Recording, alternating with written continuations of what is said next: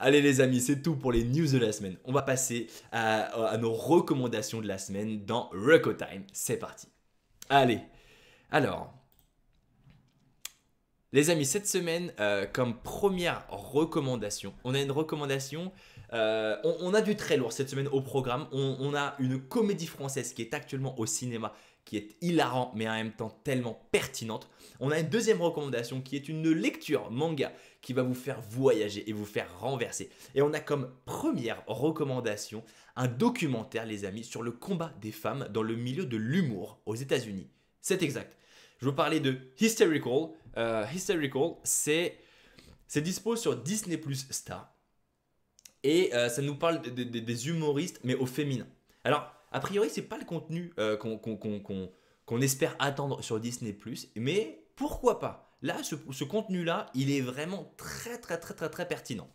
Qu'est-ce qu'on apprend dans Hysterical? Hysterical, c'est un documentaire qui nous parle des femmes dans le stand-up. Et à travers ce documentaire, on entend plusieurs humoristes femmes très connus qui reviennent sur leur parcours et qui expliquent leur vécu et ce qu'elles ont pu traverser jusqu'ici. Donc, elles nous parlent de leurs injustices ou alors des trucs vraiment très très très bizarres qu'elles ont vécu. Ok, ça peut aller très loin. On peut voir aussi des humoristes très connus et très très très populaires en ce moment, dont Eliza Schlesinger, dont tous ses specials sont sur Netflix. Donc ça a aussi un bon moyen pour vous de la connaître ou de la retrouver dans un documentaire peut-être un peu plus intime. Hein, c'est un bon moyen pour vous de prendre connaissance de son univers et de ce qu'elle propose. Pourquoi pas après peut-être d'aller regarder un de ses specials sur Netflix.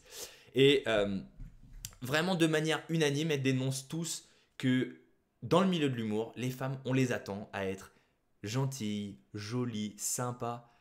Mais de côté, fais pas trop de bruit. Voilà, non, c'est pas pour toi. Faire rire les autres, c'est pas pour toi.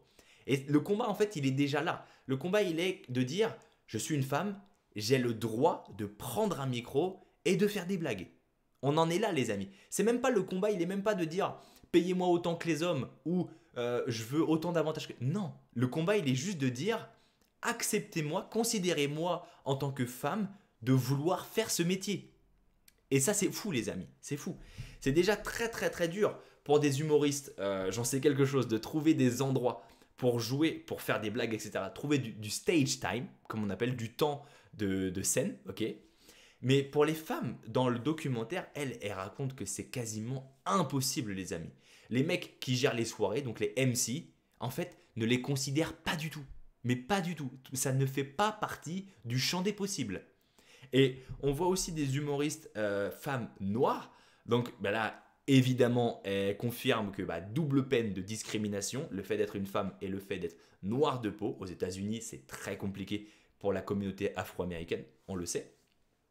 Ce qu'elle souligne toutes, par contre, c'est vraiment la passion de l'humour, la passion de la comédie. Et ça, j'ai adoré dans le spectacle parce que vraiment, on sent que c'est des puristes, quoi. Elles adorent l'humour au sens large et ça fait plaisir à voir des gens aussi passionnés, des artistes aussi impliqués dans leur art, ça c'est magnifique.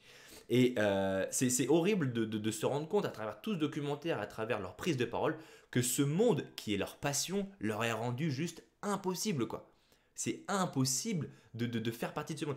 Et même lorsqu'elles ont réussi à intégrer le circuit, donc intégrer le circuit de l'humour aux États-Unis, et bien même là, c'est très compliqué. Quand tu es un homme, tu fais une blague, elle est pas drôle la blague, il a testé, c'est cool, il a pris des risques, besoin de rebosser, mais c'est cool, fonce, continue, vas-y, vas-y, travaille. Quand c'est une femme qui fait une blague pas drôle, le mec il vient lui dire, il dit, ne refais plus jamais ça. T'as mis la soirée en péril, ne refais plus jamais ça. Et là, tu vois, là, c'est pas pareil. Là, on a deux salles, deux ambiances. On a un discours qui est pas le même. Et ça, c'est horrible pour les femmes. En tout cas, elles nous racontent leur vécu. C'est vraiment poignant.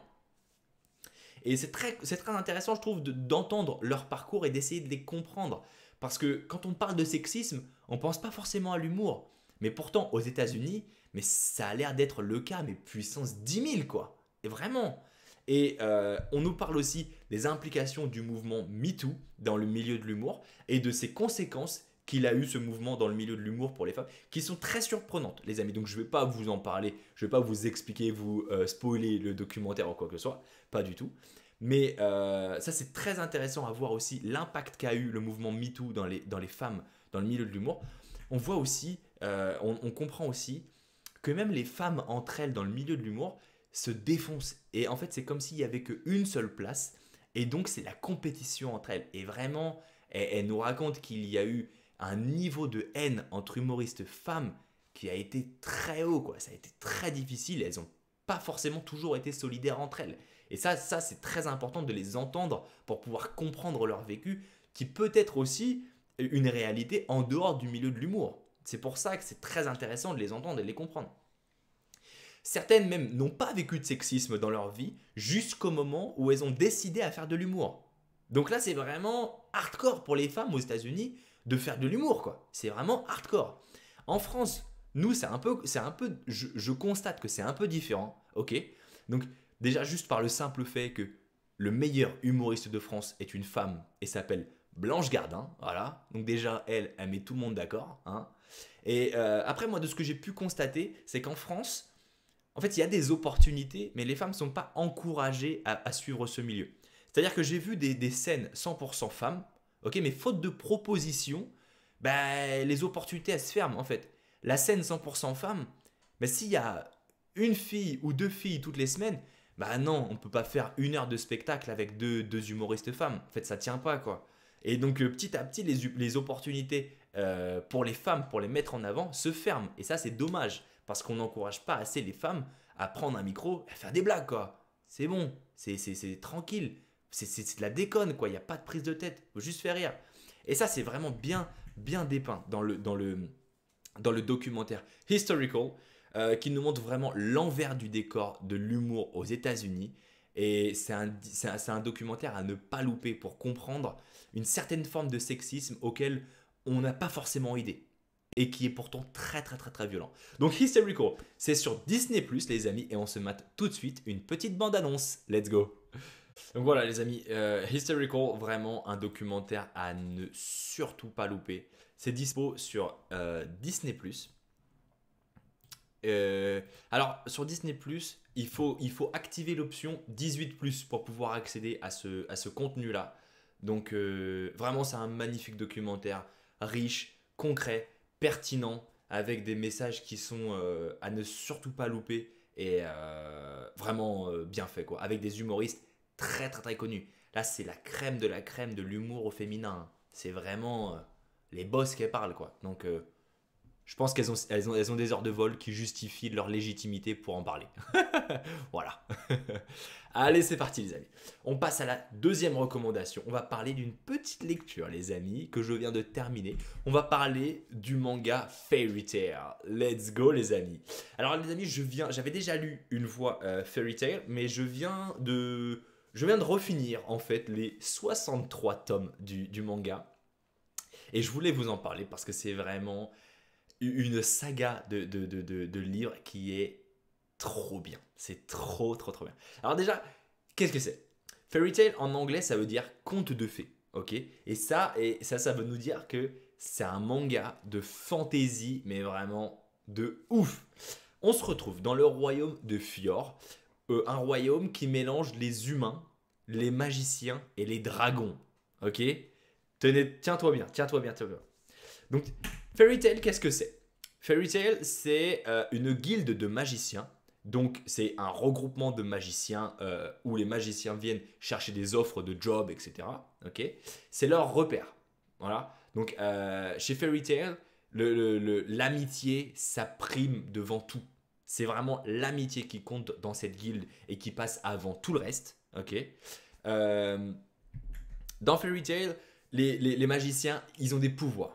Donc ils ont des pouvoirs, mais c'est pas des trucs comme Harry Potter. Non, ils peuvent manipuler la glace, l'eau, la foudre ou le feu, comme on voit à l'écran.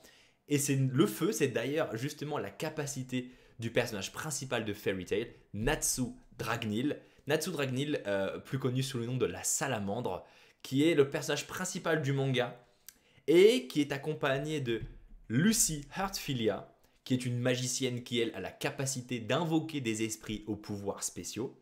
Et enfin, du petit chat qui vole tout mignon, Happy. Voilà, donc là c'est le trio qui qu'on suit et qui partent ensemble à l'aventure à travers des jobs dans tout le royaume de Fiora, etc. et qui vont vivre des aventures folles et extraordinaires. On les suit au quotidien. Et comme je disais, dans Fairy Tail, c'est vraiment l'amitié qui prime avant tout. Euh, donc, Fairy Tail, ils vont avoir des problèmes.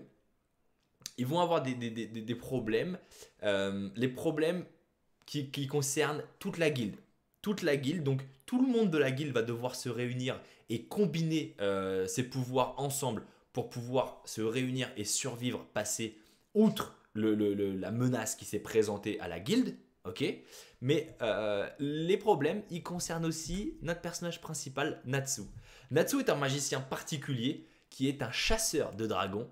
Donc c'est un enfant qui a été élevé par Ignil, le roi des dragons du feu. Donc un enfant élevé par un dragon et qui possède le pouvoir de son dragon. Ok, mais il existe aussi d'autres chasseurs de dragons dans le royaume de Fioré qu'on va pouvoir découvrir à travers nos aventures. Et il semblerait que finalement, les mystères et les problèmes qui concernent Natsu concernent de manière générale un peu plus tous les chasseurs de dragons et les dragons eux-mêmes. Okay, donc c'est un petit peu plus compliqué qu'il n'y paraît finalement. Comme je disais, Fairy Tail, c'est l'amitié qui prime avant tout. Donc, t'es mon ami, je donnerai tout pour ta sécurité. Et c'est vraiment ça, à travers chaque combat, à travers chaque épreuve, à travers chaque ennemi qui se présente à la guilde, qu'on retrouve. C'est vraiment des valeurs qui sont superbes, les amis. C'est un magnifique manga. Les dessins, ils sont trop beaux. L'histoire et l'intrigue, elle se tient trop bien. Elle est poignante. Elle va te chercher vraiment jusqu'au plus profond de toi. On est vraiment absorbé par l'univers de Fairy Tail. Et ça, j'adore. Vraiment, c'est un manga que je kiffe trop, trop, trop. J'avais déjà lu une fois. Là, je l'ai relu une deuxième fois. Fairy Tail, c'est 63 tomes ou un peu plus de 300 épisodes d'animé. Ok, donc ça, c'est du pur kiff parce que là, on a la quantité et la qualité. Que du bonheur, les amis. Allez, on y va pour la troisième reco, les amis. Alors, t'as qu'à chanter pour faire le son. Non, toujours pas. T'as qu'à chanter pour faire le son. Bah malheureusement, je chante pas très bien japonais. On peut tenter l'expérience, mais j'y crois moyen, tu vois. Non, mais c'est pas grave. On va continuer pour la troisième recommandation. Allez, la troisième recommandation, les amis.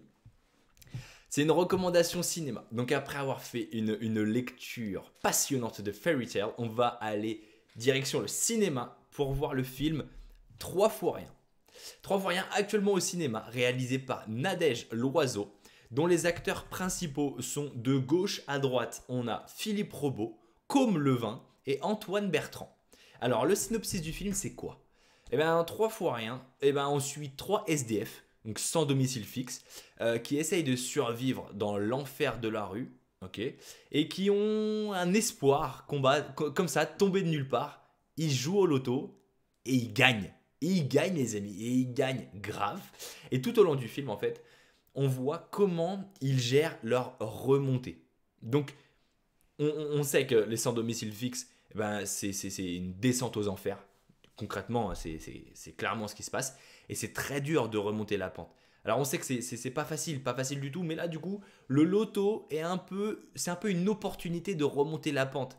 Mais attention, une fois qu'on est tombé dans la rue, recevoir beaucoup d'argent d'un coup, tu vrilles un peu là-haut, quoi, tu vois. Donc c'est là où le film, justement, il est super intéressant. C'est que déjà, on a dénonciation de la réalité de manière brute, mais en même temps tellement concrète de comment c'est tellement facile et rapide de tomber dans la rue et de tomber si bas, j'ai envie de dire, de tomber dans un mal-être et un malheur, un désespoir si profond, si difficile, un quotidien si dur de vivre dans la rue. C'est vraiment pas la joie du tout. Aussi, on a la difficulté qui est de vouloir essayer de remonter la pente, de revenir à une vie plus classique, plus saine et plus vivable. Et donc, je ne parle pas d'y arriver, je parle d'essayer dans la tête, une fois que tu es dans la rue, comment est-ce que c'est difficile d'intégrer le fait de dire « Ok, je veux aller mieux ». Et ça, c'est très important à comprendre. C'est une subtilité qui est très importante et qui est très bien définie dans le film. Et enfin, on a la dénonciation du retour à la brutalité du monde actuel. En fait, c'est un retour, un changement de code, mais une brutalité qui est presque aussi violente pour eux. En tout cas, pour ces personnages-là. Et c'est là où le film, il est magnifique. C'est que, attention, on gagne au loto, mais ça n'a rien à voir avec les tuches. Ça n'a rien à voir avec les tuches. C'est un tout nouvel angle, les amis. Ça n'a rien à voir.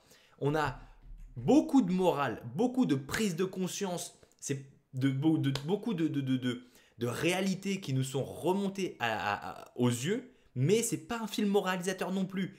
Les amis, c'est une comédie. C'est vraiment une comédie, un film qui est drôle, qui est vraiment drôle. Et ça, on adore, parce que on n'en a pas beaucoup. Les amis, les comédies françaises, bon, c'est super, mais là, on a une vraie comédie. Ça, c'est une vraie comédie. Vraiment, on se rend bien compte, grâce à ce film, que bah, du coup, la société actuelle néglige un peu le bas de la pyramide sociale. Et ça, c'est une réalité, les amis. Ça, c'est vrai. Dans ce film, ce qui nous permet de comprendre, c'est que la réalité, elle est brute et dure, mais que ça concerne un nombre de personnes énorme. Énorme. Et c'est ça qui est beau dans ce film. C'est que, comme je le disais, c'est très drôle, et en même temps très prise de conscience sans être moralisateur. Et c'est ça qui est beau. C'est ça qui est très très très beau dans ce film. La semaine dernière, je vous ai parlé du film The Batman, qui est encore au cinéma, les amis, il faut vraiment aller le voir. Je vous disais qu'il était probablement, ça allait être le meilleur film de l'année. Mais là, 3 fois rien, je vous le dis, c'est très probablement la meilleure comédie de l'année. Et pas que comédie française. Je parle de la meilleure comédie de l'année. C'est un film qui va vous faire avoir des larmes du début à la fin. Alors ça peut être des larmes de rire, comme des larmes de tristesse, de peine. Parce qu'on ressort du film avec vraiment des images plein la tête. On ressort du film avec une prise de conscience de la réalité, de la difficulté qu'est vivre dans la rue, mais aussi de la difficulté qu'est vouloir aller mieux. C'est ça qui est très difficile à réaliser. Et c'est ça que le film permet de comprendre. C'est que ça, c'est un peu une petite subtilité qui est vraiment non négligeable, les amis. C'est vraiment pas facile. Une fois qu'on est tout en bas, décider d'aller mieux, c'est aussi dur que y arriver. Ça, c'est très important à comprendre. Et ce film-là, il nous le montre de manière magnifique. Petit Soleil, complètement d'accord avec toi. Le film est super intéressant. Et bah, ravi que tu l'aies vu aussi, Petit Soleil. Vraiment, c'est un film qui est à ne surtout pas louper, les amis. Encore au cinéma, on a le printemps du cinéma. Alors, je crois que c'est le 21, 22, 23, 24 mars, je crois, si je ne m'abuse. Là, les amis, les places, elles vont être à 4 euros. Il faut absolument aller voir ce film-là. Vraiment. Alors là, c'est une occasion en or d'aller voir ce film-là. Absolument aller voir, les amis. Vraiment, vraiment, vraiment. Voilà. Allez, les amis, on a fini notre petit moment de recommandation de la semaine. On va passer à notre moment de jeu ensemble. On va s'affronter sur un quiz de culture générale. C'est parti pour Game Time. Let's go!